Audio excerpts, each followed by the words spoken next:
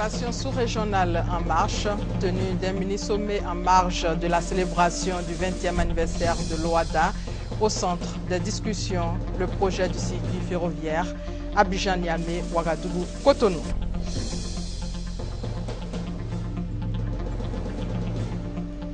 Environ 6 milliards de francs CFA de matériel pour la consolidation de la paix, un projet des Nations Unies pour appuyer le gouvernement ivoirien dans ses efforts de réconciliation et de recherche de la paix. États-Unis, le Congrès américain relève in extremis le plafond de la dette permettant la réouverture de l'État fédéral, un relèvement et une réouverture qui reste toutefois temporaire jusqu'au début de l'année prochaine. Et bienvenue à tous. Le président Alassane Ouattara, vous le savez, est au Burkina Faso depuis hier pour la commémoration des 20 ans d'existence de l'Organisation en Afrique du droit des affaires, OHADA. Cérémonie ouverte hier autour du thème « L'OHADA, 20 ans déjà, bilan et perspectives ». Par le président du Faso, rencontre marquée par 3 allocutions, celle du secrétaire général de l'OHADA, le discours du garde des Sceaux, ministre français de la Justice et l'intervention du président en exercice de la conférence des chefs d'État et de gouvernement. Les chefs d'État sont en ce moment en huis clos et le communiqué final sera lu après le déjeuner. Le président Alassane Ouattara regagne Abidjan cet après-midi.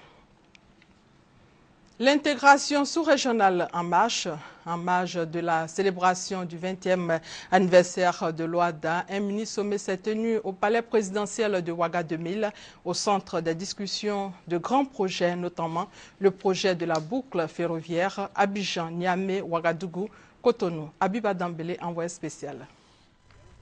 Plus de 3 heures de discussion pour faire avancer les chantiers prioritaires sous-régionaux. Dans un premier temps, les présidents du Faso et de Côte d'Ivoire ont fait le point des projets communs qui entrent dans le cadre du traité d'amitié entre la Côte d'Ivoire et le Burkina Faso. Il s'agit de l'autoroute Yamoussoukro-Ouagadougou qui doit être achevée en 2020 et du projet de chemin de fer Abidjan-Ouagadougou-Kaya et son prolongement jusqu'à Tambao.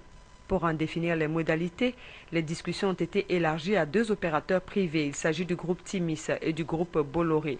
La réalisation de ce chantier permettra notamment l'écoulement du gisement de manganèse de Tambao vers le port d'Abidjan. Un autre projet, plus ambitieux et plus intégrateur encore, a fait l'objet d'une grande attention. Il s'agit de la réalisation de la boucle ferroviaire Abidjan-Ouagadougou-Niamey-Cotonou. Et les présidents Alassane Ouattara, président en exercice de la CEDEAO, et le président Blaise Compaoré ont été rejoints par leurs homologues du Niger, du Togo et du Bénin. Ce projet est estimé à 1000 milliards de francs CFA. Nous sommes très attachés à la fois à l'UMOA et à la CEDEAO. Et bien sûr, notre ambition, c'est de toujours pousser en avant les progrès pour nos États, pour nos populations. Et il se trouve que dans cette démarche, il est essentiel aujourd'hui de fluidifier les échanges, le trafic, le mouvement des hommes, des marchandises. Et nous avons bien sûr comme projet prioritaire dans cette période de notre histoire la construction de la boucle ferroviaire qui doit quitter Abidjan jusqu'à Lomé, en passant par bien sûr Ouagadougou, Loré, Niamey, Parakou, Cotonou et Lomé. Alors donc nous avons échangé sur ce dossier avec des partenaires potentiels pour nous engager plus fermement à la réalisation de ce tronçon. Le projet de boucle ferroviaire Abidjan-Ouagadougou-Niamey-Cotonou est inscrit en tant que projet prioritaire du programme économique régional de l'UEMOA, du plan directeur ferroviaire de la CEDEAO et du programme de développement des infrastructures en Afrique de l'Union africaine. Retour sur cette déclaration du président Alassane Ouattara à son arrivée hier dans la capitale burkinabé. Il s'est prononcé sur sa participation à ce 20e anniversaire de l'OHADA. Écoutons le chef de l'État. C'est d'abord un plaisir et un honneur renouvelé d'être à Ouagadougou et d'être auprès de mon ami et frère, le président Compaoré. Le président, merci de nous accueillir à nouveau.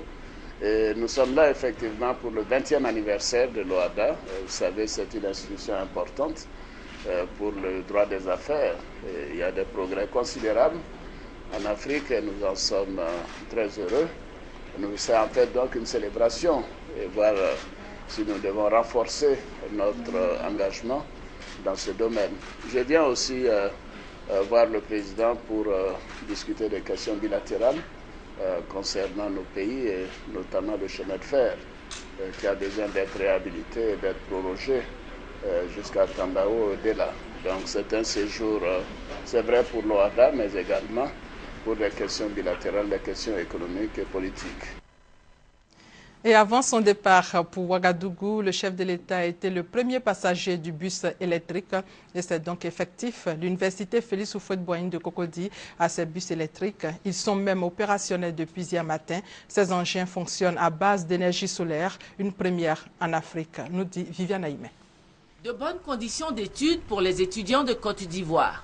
Après les travaux de rénovation des universités et cités universitaires qui auront coûté à l'État la somme de 110 milliards de francs, le président de la République Alassane Ouattara était à nouveau dans la matinée de ce mercredi sur le campus de l'université Houphouët-Boigny de Cocody pour l'inauguration des navettes électriques offertes par le groupe Bolloré pour le transport des étudiants sur le campus de Cocody, grand de plusieurs kilomètres et dont l'accès reste interdit aux taxis.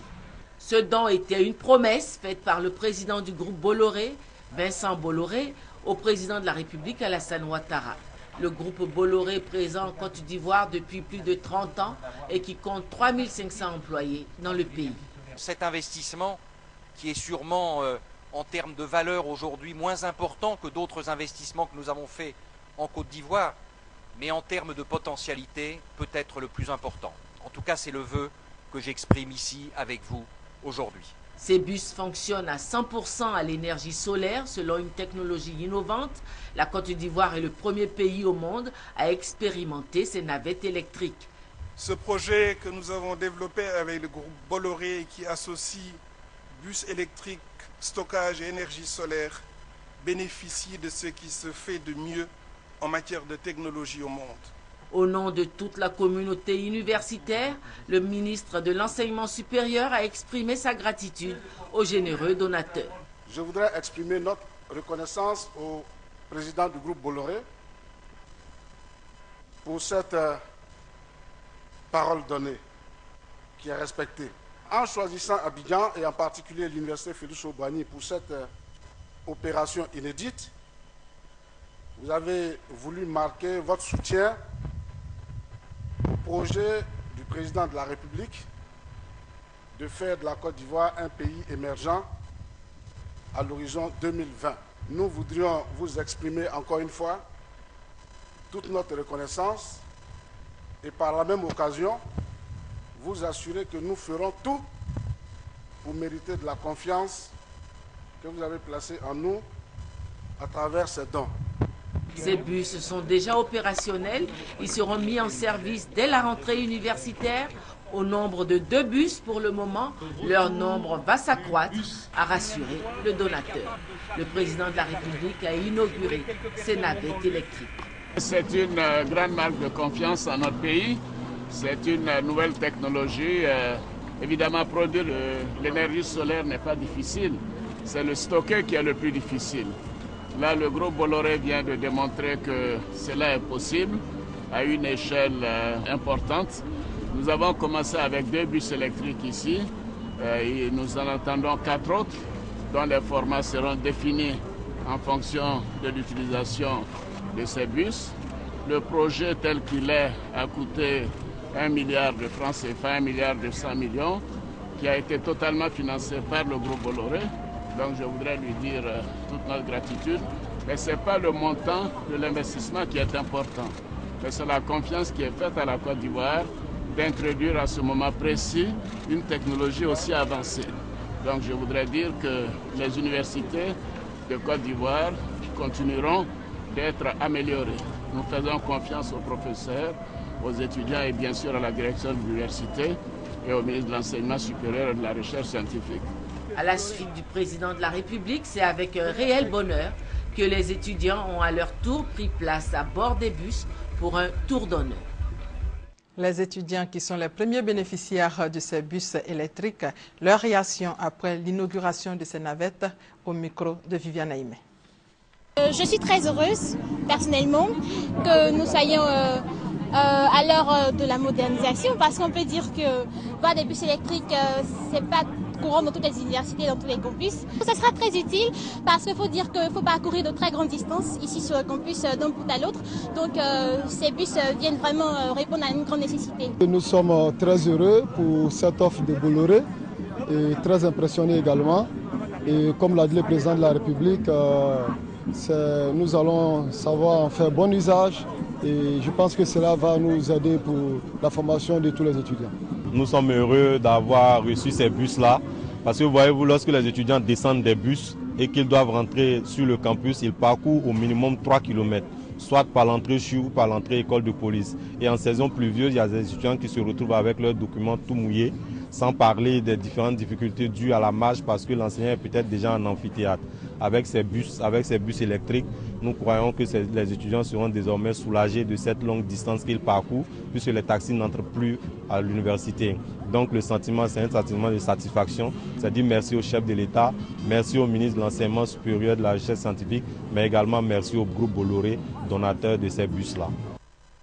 Abidjan accueille depuis hier pour la première fois le conseil d'administration de l'initiative pour la transparence des industries extractives, le 25e du genre. Au menu de la rencontre, la transparence dans le domaine des extractions, des mines et du pétrole. Kwasi Mamadou. Depuis 2010, la Côte d'Ivoire produit plus de 5 tonnes d'or et 70 000 tonnes de manganèse annuellement. En pétrole, la production journalière est de 45 000 barils. Des informations que le gouvernement s'est engagé à publier. Cette transparence permet à la Côte d'Ivoire d'être déclarée pays conforme depuis mai 2013, c'est-à-dire pays respectant les normes de l'initiative pour la transparence des industries extractives, ITIE. Ces ressources sont publiées afin que les populations aient une connaissance de ces ressources et puissent attendre des gouvernants une répartition équitable de ces revenus. Avec ce statut, Abidjan accueille pour la première fois sur le sol africain la réunion du conseil d'administration de l'ITIE et une formation des agents francophones en charge de la transparence. Aujourd'hui, nous aurons aussi l'opportunité de discuter de ce que nous appelons la nouvelle norme. Cette nouvelle norme, qu'est-ce qui change par rapport à ce qu'il y avait déjà en abordant des questions qui vont au-delà de la transparence. Nous avons des questions qui sont liées à l'octroi des licences, qui sont des questions aussi essentielles. Nous avons des questions qui sont liées à la production, toute la chaîne de la production. Voilà autant de questions qui pourront permettre effectivement que nous puissions user de nos ressources de manière plus efficiente au profit de nos populations. La rencontre d'Abidjan réunit 40 pays participants venus de tous les continents. Occasion pour la présidente du conseil d'administration, la Britannique Clark Short, et ses collaborateurs de se pencher sur le cas de la RDC, de la Guinée, du Ghana et du Nigeria. Des pays en attente d'une certification. La transparence des industries extractives au cœur d'une rencontre à la primature. Le groupe ITIE a félicité le gouvernement ivoirien pour ses efforts en faveur de la bonne gouvernance. Michel Digré.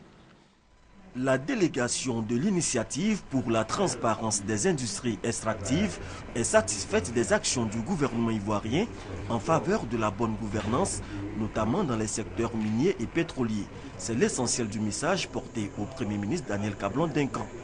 Côte d'Ivoire became a compliant member of the... La stabilité que connaît le pays est reconnue de toute la communauté internationale. De même, les efforts fournis par le gouvernement présidé par son Excellence Monsieur le Premier ministre et le président Alassane Ouattara pour s'assurer donc que la transparence et la gouvernance soient le cheval de fer de leurs activités et opérations économiques dans le pays et également été perçu positivement de la part de la communauté internationale. Ceci étant, la mise en œuvre efficiente reconnue également de la Côte d'Ivoire pour ce qui est de l'ITIE n'est pas passée inaperçue de l'ensemble donc des principaux acteurs de l'ITIE à l'échelle mondiale. C'est en 2008 que le conseil d'administration de l'ITIE, basé à Oslo en Norvège, a accordé le statut de pays conforme ITIE à la Côte d'Ivoire. Le pays s'est engagé depuis lors à diffuser des informations nécessaires pour la population sur les ressources extractives, favorisant ainsi une plus grande transparence et une bonne gouvernance. Processus de normalisation pour la consolidation de la paix et de la cohésion sociale, le système des Nations Unies apporte un appui au ministère de l'Intérieur. Environ 6 milliards de francs CFA de matériel pour appuyer le gouvernement ivoirien dans ses efforts de réconciliation et de recherche de la paix. Le point avec Léon Brou. Le système des Nations Unies et le gouvernement de Côte d'Ivoire en route pour la consolidation de la paix dans les districts des montagnes, Bassa-Sandra, Sassandra et Godjibois, 4 zones prioritairement confrontées aux défis de cohésion sociale. À la clé, ces équipements réceptionnés par le ministre d'État en charge du plan et du développement et son collègue de l'Intérieur. Il s'agit essentiellement de véhicules, motos, ordinateurs, systèmes de sonorisation, registres d'état civil, destinés au comité de veille et de réconciliation, aux services d'état civil, à la police et au corps préfectoral. Valeur du don, 5 800 millions de francs CFA, financés par le Fonds de consolidation de la paix des Nations Unies. Toutes ces actions s'inscrivent parfaitement dans le cadre de priorité du système des Nations Unies pour l'année 2012-2015, à savoir soutenir les actions prioritaires définies par le gouvernement ivoirien, notamment la stabilisation de la situation sécuritaire sur l'ensemble du territoire, la réconciliation nationale et la restauration de l'autorité de l'État, ainsi que le relèvement économique et la reconstruction. Cette cérémonie de remise de matériel, une occasion pour le gouvernement ivoirien de dire sa reconnaissance au système des Nations Unies pour l'engagement de l'institution en faveur du retour de la paix en Côte d'Ivoire. Aujourd'hui, on a la manifestation concrète de ces efforts à travers cette remise de dons importants. Ce don, j'en suis persuadé, va permettre une meilleure efficacité au niveau du rendement des bénéficiaires sur le terrain pour le bonheur de nos populations. La valeur des équipements remis à l'État de Côte d'Ivoire représente la première partie des fonds consentis par le système des Nations Unies pour la mise en œuvre de son plan prioritaire de consolidation de la paix. La seconde tranche de ce financement va être négociée cette semaine même aux États-Unis par le ministre chargé du plan et du développement, co-président du comité de pilotage de ce plan. Lutte contre la traite transfrontalière des enfants. Madame Dominique Ouattara reçoit Madame Chantal Compaoré. La Côte d'Ivoire et le Burkina Faso entendent conjuguer leurs efforts pour lutter efficacement contre la traite transfrontalière des enfants. Le point avec Awa Touré. La Côte d'Ivoire et le Burkina Faso veulent renforcer leur coopération en matière de lutte contre la traite transfrontalière des enfants. La première dame du Burkina Faso, Mme Chantal Compaoré, est arrivée ce mercredi 16 octobre à l'aéroport Félix Houphouët-Boigny d'Abidjan, où elle a été accueillie par la première dame de Côte d'Ivoire, Mme Dominique Ouattara. Les deux premières dames qui mènent dans leurs pays respectifs la lutte contre le travail des enfants vont conjuguer leurs efforts pour une plus grande efficacité dans l'action. C'est dans cette optique que Mme Dominique Ouattara et Mme Compaoré vont signer jeudi un accord de coopération entre la Côte d'Ivoire et le Burkina Faso. La traite des enfants, c'est très important pour nous. Nous venons dans ce cadre-là afin de pouvoir finaliser le protocole d'accord que nous avons entre le Burkina Faso et la République de Côte d'Ivoire. La première dame du Burkina Faso, Mme Chantal Compaoré, a aussi reçu un accueil chaleureux de la communauté burkinabé vivant en Côte d'Ivoire. Une communauté qui s'est fortement mobilisée pour exprimer toute son affection à la première dame de son pays. Le ministre de l'Intérieur a échangé avec une délégation de la chefferie traditionnelle. Au centre de la rencontre, le projet de texte relatif au nouveau statut des rois et des chefs traditionnels. Léon Brou pour plus de détails. Les rois et chefs de village, bientôt reconnus comme auxiliaires de l'administration. Le projet de texte définissant leur nouveau statut va abroger l'arrêté de 1934. Ce nouveau texte ne concerne pas les chefs de tribus et de provinces. La délégation de la chefferie traditionnelle n'a pu obtenir leur prise en compte. La tutelle explique qu'il s'agit dans un premier temps de donner ce statut aux chefs de village qui ont les mêmes attributs et que l'on rencontre sur toute l'étendue du territoire. La question des chefs de tribu, c'est un fait historique. Les chefs de tribu existent. Mais la base sur laquelle nous voulons légiférer, c'est le chef de village qui est partout sur l'ensemble du territoire. Et dans la construction d'une nation, nous estimons que la notion de tribu nous ramène à des considérations tribales. Et donc, avec les chefs, nous avons regardé la question dans tous les sens. Nous avons des pistes. Il faut reconnaître des faits établis, mais il faut légiférer sur la base de ce qui peut nous permettre de consolider l'unité de la nation. La Côte d'Ivoire est indépendante depuis 1960 et nous avons été gérés par un arrêté colonial de 1934 que le chef de l'État veut essayer de corriger. Nous sommes très heureux. Cette satisfaction aussi parce que les deux parties ont convenu de l'envoi de délégations pour s'imprégner des expériences d'autres pays comme le Ghana et l'Ouganda avant l'adoption du nouveau statut des chefs traditionnels. Un statut voulu par le chef de l'État pour associer les chefs coutumiers à la gestion de la chose publique.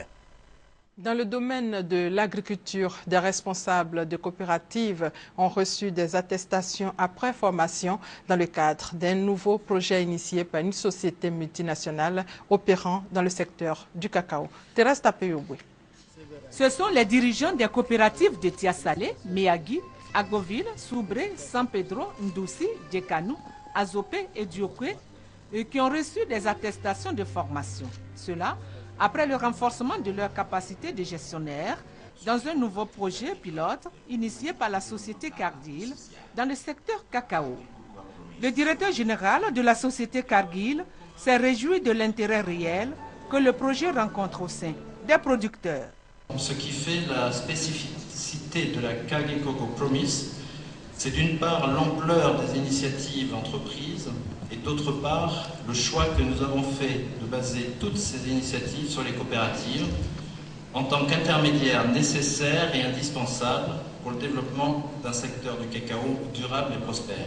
Présent à cette cérémonie, le ministre de l'Agriculture a salué l'initiative de Cargill qui rentre dans la vision du gouvernement.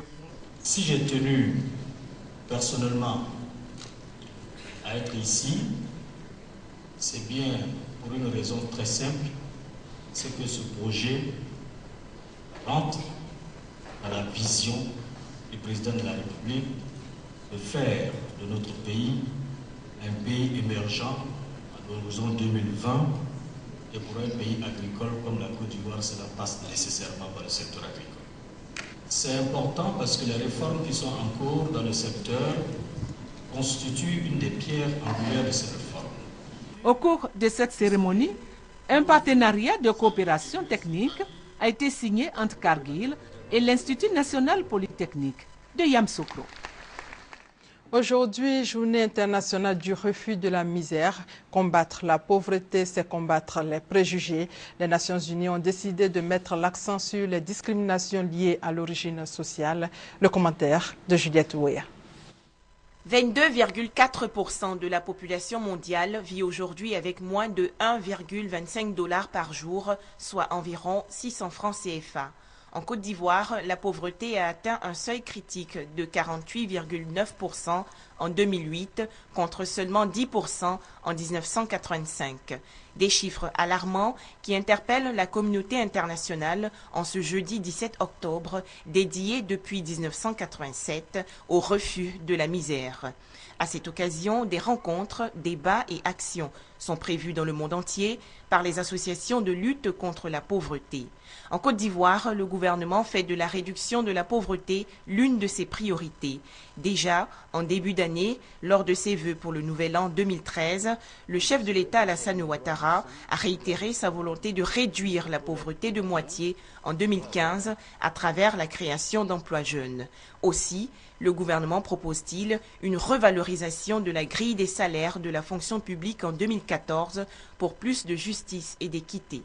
D'autres mesures relatives à la réduction du prix des denrées de grande consommation, à la stabilisation du prix du gaz butane, devraient contribuer à réduire la cherté de la vie et à améliorer les conditions d'existence de la population si elles sont véritablement appliquées sur le terrain. En image, le Mali s'est invité hier devant le Conseil de sécurité de l'ONU. Bert Kenders, patron de la MINUSMA déployée depuis juillet au Mali, a réclamé plus de moyens militaires et financiers pour accompagner le retour de la paix dans le pays. Et le Mali, justement, secoué par des manifestations. Regardez. Les manifestations des jeunes ont repris lundi à Gao, la plus grande ville du Nord Mali, attaquée récemment à l'arme lourde par des islamistes. La colère gronde contre l'État et ses représentants, accusés par les habitants de les abandonner à leur sort.